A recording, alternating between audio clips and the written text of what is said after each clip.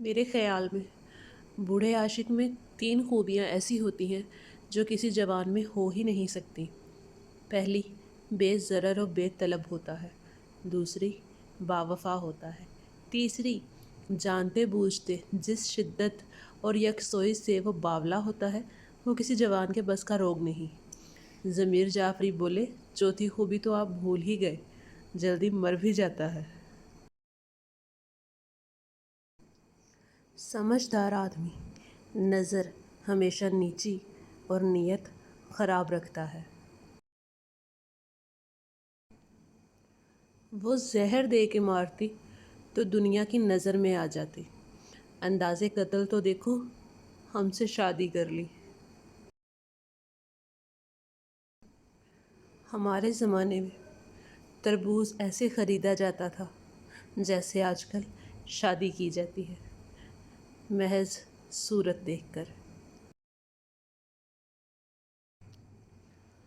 الفاظ سے بات سمجھ میں آتی ہے، لہجے سے دل میں اتر جاتی ہے۔ جادو الفاظ میں نہیں، لہجے میں ہوتا ہے۔ نہانے سے 100 بیماریاں دور ہو جاتی ہیں، لیکن نہ نہانے سے جو بیماریاں دور رہتی ہیں ان میں سے ایک محبوبہ بھی ہے۔ بندہ عامل کے پاس جاتا ہے کہ کام نہیں چل رہا، اور عامل 20,000 لے کر اپنا کام چلا لیتا ہے۔ دلہا اپنی دلہن سے بولا، میری شادی سے پہلے 20 افیئر چلے ہیں۔ دلہن، ہاں جی مجھے اندازہ تھا، جب ستارے ملے ہیں تو کرتوت بھی ملتے ہی ہوں گے۔ محبت اندھی ہوتی ہے، چنانچہ عورت کے لیے خوبصورت ہونا ضروری نہیں، بس مرد کا نابینا ہونا کافی ہے۔